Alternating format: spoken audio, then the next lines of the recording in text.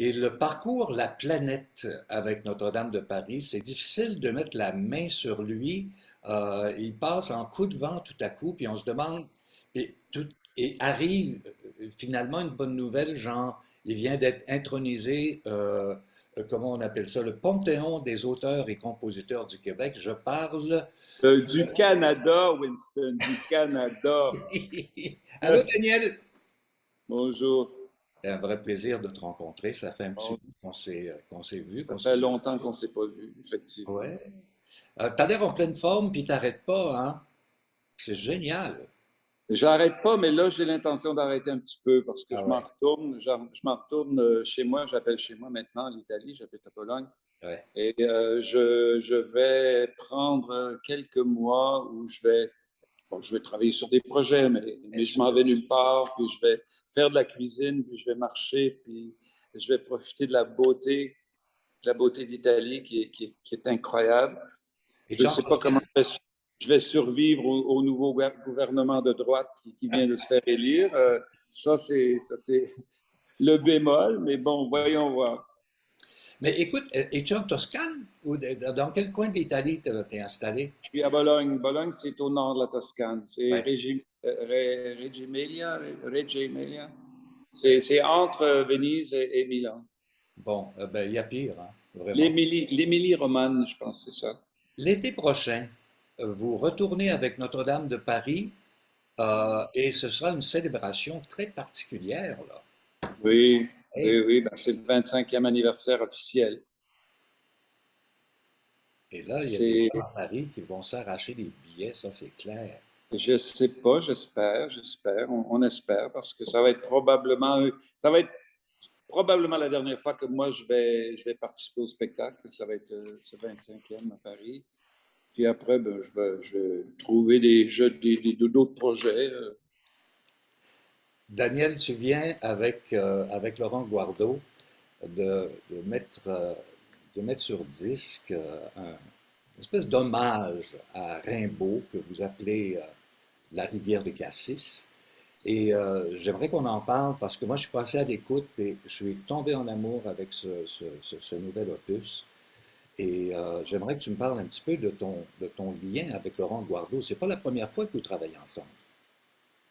Non, c'est pas la première fois. Laurent et moi, on a fait un disque qui s'appelle La licorne captive, qui était un disque encore un peu comme ce projet, un disque hors circuit, hors norme, Mhm. qui était avec des viols de gambe, des percussions, des basses, mais c'est quand même quelque chose qui sonnait très différent de tout ce qu'on peut entendre. Et on a eu vraiment beaucoup de plaisir et de bonheur à faire ce projet-là, qui est sorti il y a quand même déjà presque 10 ans. Et sur ce disque, il y avait deux poèmes de Rimbaud qui étaient mis en musique par Laurent, euh, le, le, le Bal des pendus, je crois, et Ophélia. Et on a trouvé que, d'abord, moi j'ai trouvé que c'est très agréable de chanter du Rimbaud. Euh, Laurent a trouvé que ma voix se prêtait bien à Rimbaud et il a décidé de faire un disque avec des chansons, avec des textes de Rimbaud. Et voilà, 10 années plus tard, parce qu'on n'a pas de contraintes commerciales, on court pas après ça, on compte pas là-dessus pour vivre. En fait, oui, on compte là-dessus pour vivre, mais du cœur, de l'âme. Et c'est ce qu'on a fait. On a pris le temps de le faire. Mais il faut dire que la musicalité de ce dernier disque, là, La rivière des Cassis, est particulière, dans le sens où on n'est pas dans des sons commerciaux, des sons qui habituellement font le top 10, tu sais, mais en même temps, il y a beaucoup de création dans ce projet-là, et ça vient nous chercher. C'est- Laurent a une façon très originale d'aborder la composition. Et en plus, il utilise, le choix ici était d'utiliser que des instruments acoustiques, des vrais instruments, des instruments à cordes. Il y a une quantité inimaginable d'instruments Laurent joue tous presque, à part évidemment les violoncelles, les viols de gamme, la batterie de Paul Brochu. Euh, je crois qu'il y a une belle clarinette, il y a toutes sortes de beaux instruments, mais tout est fait par du vrai monde. Et tout ça, c'est fait avec aussi une facture très particulière. c'est pas des structures musicales avec lesquelles on a peut-être l'habitude. Donc, ça prend une période d'apprivoisement. Mais comme toute musique qu'on apprivoise, en général, c'est beaucoup mieux quand on a pris le temps de s'ouvrir les oreilles et le cœur. Et je trouve que ce disque a ce côté-là, de pouvoir nous séduire lentement. Tu as mentionné Paul Brochu, vous travaillez toujours ensemble. Ben, Paul Brochu, c'est en fait, Paul Brochu, c'est mon batteur préféré. C'est Ouais. quelqu'un que j'admire depuis très, très longtemps. J'allais le voir quand il jouait avec Uzeb. J'ai souvent joué avec lui en direct de l'univers. Et je dis toujours à Paul qu'il est le plus grand batteur au monde, et je le pense. Et on se faisait une idée un jour de faire une tournée ensemble. Et en se retrouvant sur le projet de Laurent, j'ai demandé à Paul s'il voulait faire la tournée que je ferai au printemps prochain, ma tournée à moi. Et Paul a dit oui. Et donc, je vais pouvoir faire une tournée avec Paul. Enfin, après toutes ces années. Ben, il y a chez toi cette espèce de fibre de loyauté, c'est-à-dire que les gens avec qui tu travailles, tu les chéris et tu les gardes avec toi pour de bons moments. C'est ça? Oui, c'est vrai. Je suis Ouais. quelqu'un qui aime l'amitié, qui aime les gens, les gens droits, les gens de cœur, les gens d'âme, Ouais. et puis surtout les gens qui ont le talent en plus de livrer. Et les gens avec qui je travaille ont cette Alors, capacité de donner. ouais, fouillons un peu la rivière de Cassis.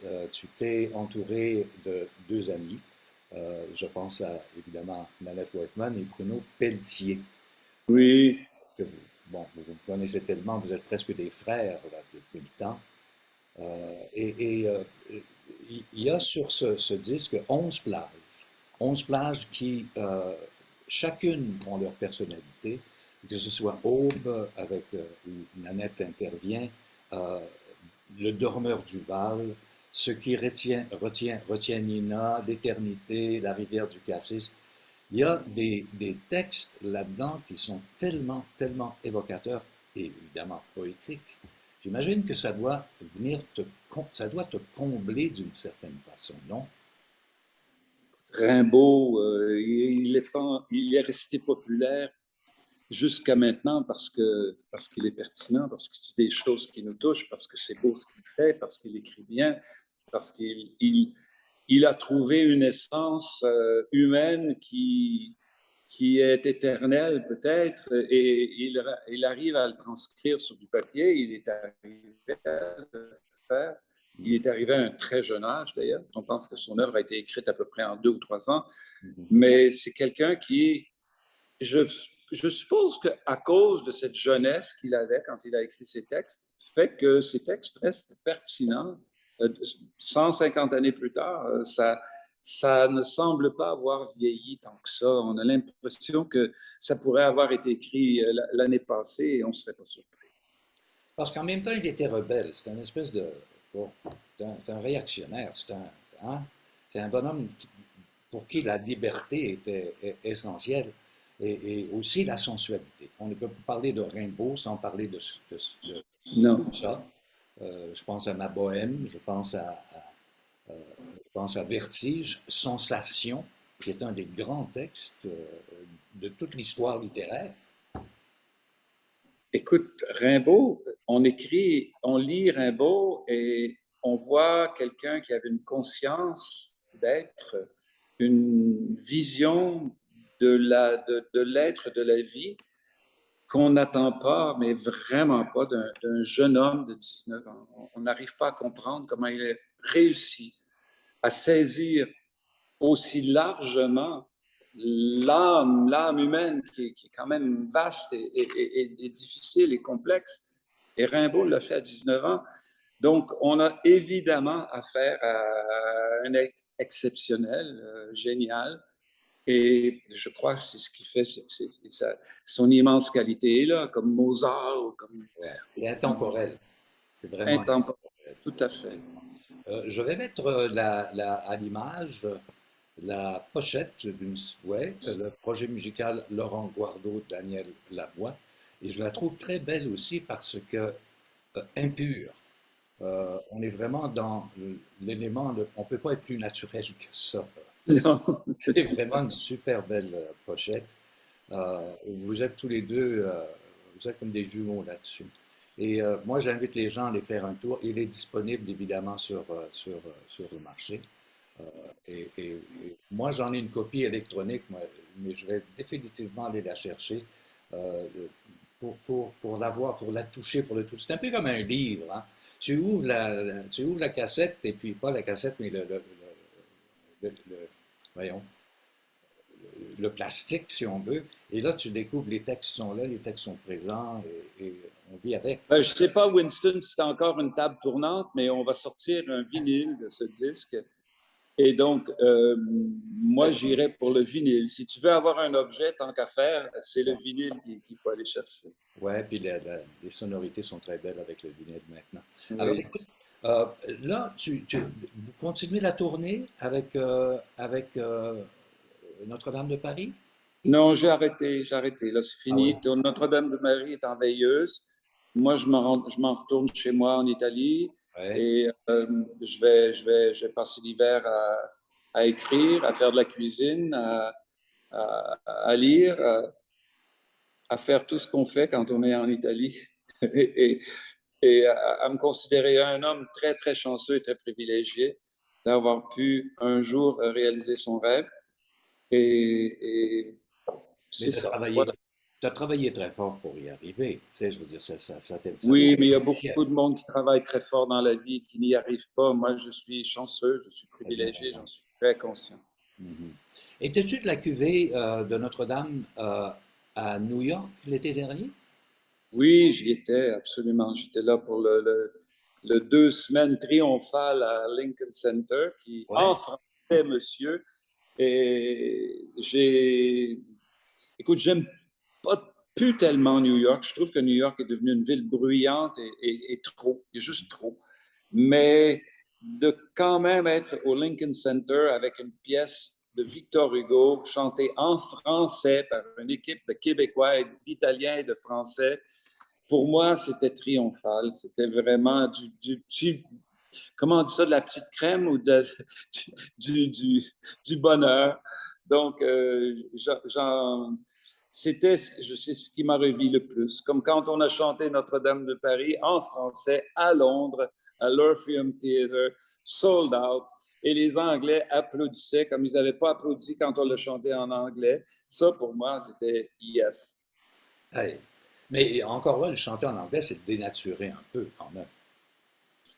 Ben, je trouvais que moi, je n'ai jamais été amoureux de la version anglaise de Notre-Dame de Paris Hmm. parce que j'aime beaucoup les textes de Luc Plamondon. Oui. Je trouve que Luc a fait un travail merveilleux et je trouvais que toute adaptation était du sous et du sous-sous et du sous-sous-sous. Mhm. Et quand on est habitué à travailler avec le meilleur, c'est vraiment difficile de travailler avec du sous. Mhm. Donc, j'ai pas fait la version anglaise très longtemps. Mais quand on m'a proposé de revenir il y a quelques années, en 2017, et de faire Notre-Dame maintenant qu'en français, partout dans le monde, on le fait en Chine, on le fait en Corée, on le fait en Turquie, on le fait partout, et j'ai dit, OK, ça me plaît. J'aime bien l'idée d'être ambassadeur de la francophonie à ce niveau-là. Et yeah, je suis très heureux de ça. Absolument. Écoute, on se parle, puis j'ai des flashbacks. J'ai des flashbacks de toi au début de ta carrière. Tu montais Moi sur... aussi, je me Hein? souviens le premier interview que j'ai fait avec toi à la télé, parce que c'est là que je pense que les premières télés que j'ai fait, c'était avec toi. Ouais. Et tout ce que j'arrivais à dire, c'est oui et non. J'étais tellement timide et j'arrivais pas à m'exprimer. D'abord, j'arrivais du Manitoba et Ouais. mon français était encore. Bon, je parlais français, j'avais fait mon cours classique comme tout le monde, mais je n'avais pas vraiment appris encore à m'exprimer bien en français. Et bon, maintenant, j'arrive à enligner ou aligner quelques phrases de suite quand même. T'arrêtes pas de parler depuis 15 minutes, là. C'est ça, Alors, je me dis que les mauvaises habitudes, ça se prend pour tout le monde, tu sais. ça se prend, je suis d'accord. Daniel, c'est un plaisir de te revoir. J'invite les gens encore une fois à se procurer ce disque qui est une écoute magnifique. C'est quelque chose que tu peux écouter et ne rien faire d'autre. Juste être dans le texte et aussi dans ta voix. Ta voix qui est unique. Le côté rauque de ta voix a toujours été très sexy en même temps. C'est très sexy. Tu sais, je veux dire, on parle de Daniel Lavoie, puis on sait tout de suite, puis on l'entend quelque part, on dit, ah, c'est Daniel. Et puis finalement, tu es devenu ça pour tout le monde, tu es devenu Daniel. Alors, ça, c'est... Oui, incroyable. Allez, bon retour en Italie, mon ami, et à un de ces quatre, à Paris, l'été prochain, Merci. le Ça fait 25e. plaisir de te voir, Winston. Daniel, c'est toujours un plaisir. Bye. Ciao.